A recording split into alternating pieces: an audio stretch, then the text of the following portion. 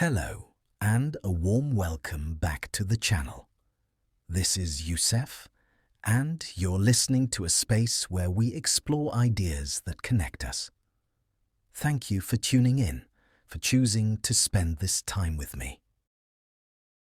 Today, we're diving into a topic that is, in many ways, the very reason we're able to have this conversation, right here, right now. We're talking about the English language, but we're not going to just list grammar rules or vocabulary. No, we're going to explore its role as a silent, powerful force that shapes our modern world. We're talking about the importance of the English language in life. Think about it for a second. English isn't just a subject in school anymore. It's not just a language belonging to a few countries. It has transformed into something much bigger. A global tool, a bridge, a key. And in this episode, we're going to look at exactly how this key unlocks different doors in our lives. From our careers, to our access to knowledge, to the way we connect with the entire planet. So, get comfortable. Let's begin. The language of global conversation. Imagine you're in a room with people from 10 different countries. Let's say Japan, Brazil, Germany, Egypt, South Korea, Italy, Russia, India, Mexico, and France. Everyone is speaking their native language.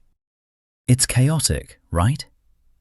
A beautiful chaos, but chaos nonetheless. Now, imagine someone suggests, "Let's all speak English." Suddenly, the chaos transforms into a conversation. Ideas start to flow. Laughter is shared. Problems are solved.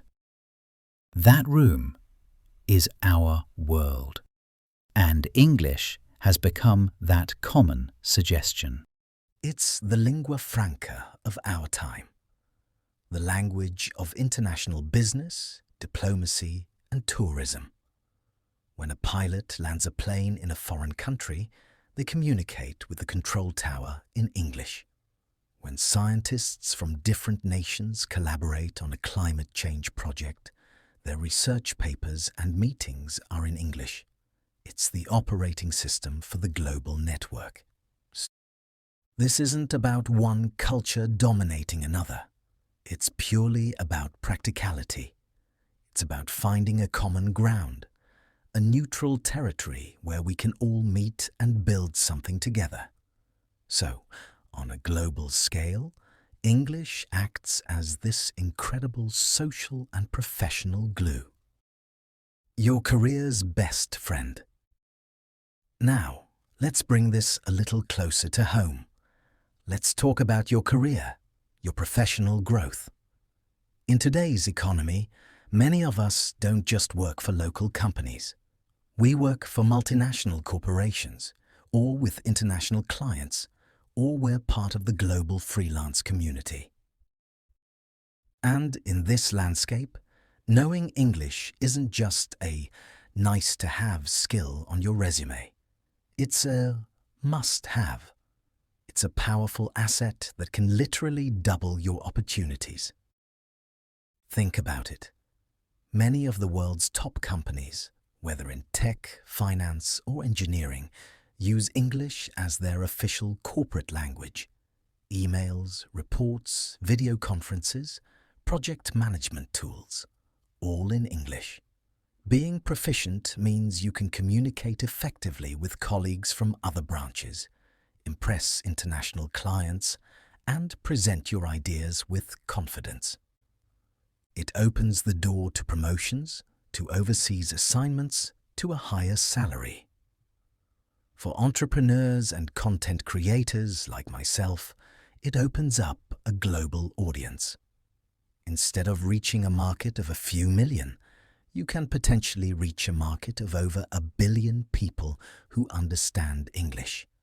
That is a game changer. So, professionally, English isn't just a language, it's a ladder. The key to the world's knowledge vault. Youssef. But the importance of English goes far beyond the boardroom. It's also the key to the world's largest library, a library that has no physical walls, the Internet. Consider this staggering fact. Over 60% of all content on the Internet is written in English. Yes, you read that correctly. Over half of the scientific papers, news articles, blogs, tutorials, and historical archives online are in English. If you rely solely on translations, you are only accessing a fraction of the information available. You're waiting for someone else to open the door for you. But when you know English, you have the key. You can access cutting-edge research from top universities. You can watch original lectures from professors at MIT or Stanford. You can read the thoughts of tech leaders and philosophers as they wrote them, without the filter of translation. You become an independent learner. You can dive deep into any hobby, any academic interest, any news story from its primary source. This access to unfiltered, vast knowledge is, in my opinion, one of the most empowering aspects of learning this language. A gateway to culture and connection. Now, let's talk about something a little softer, but just as important: culture and human connection.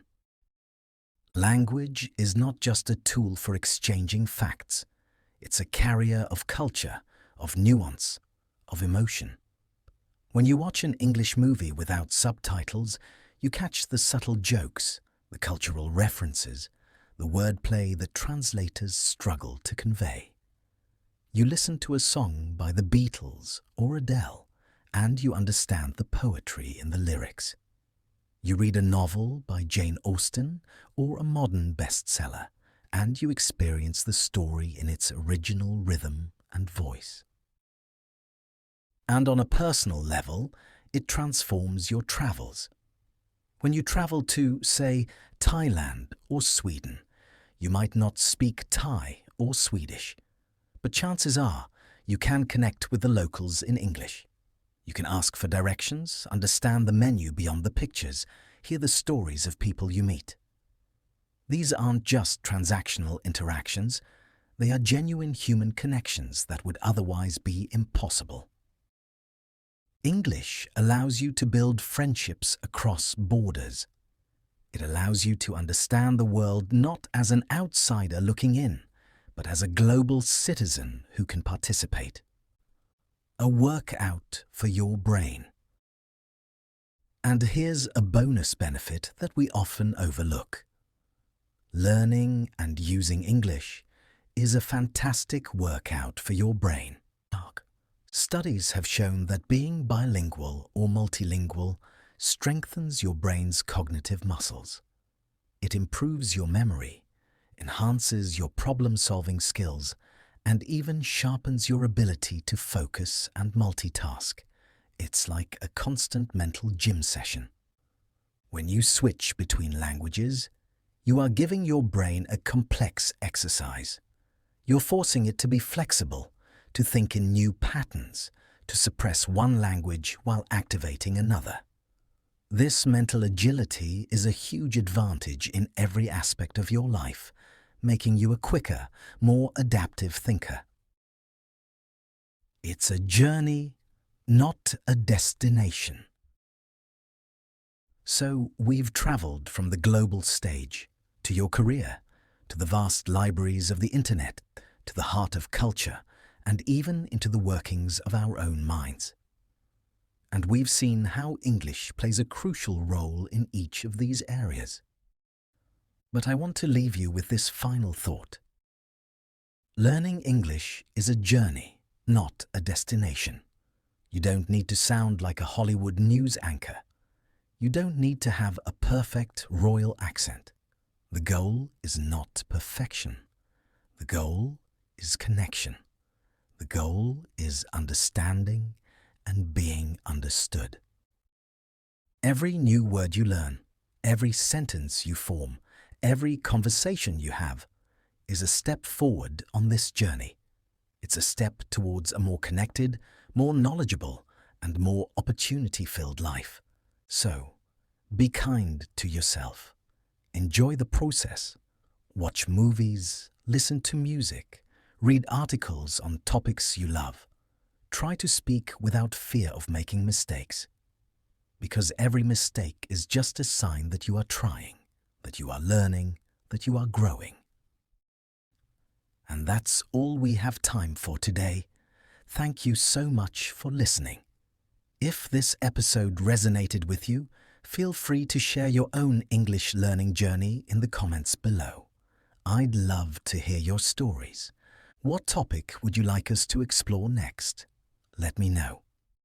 Until next time, this is Yusuf, reminding you to keep learning, keep connecting, and keep building bridges.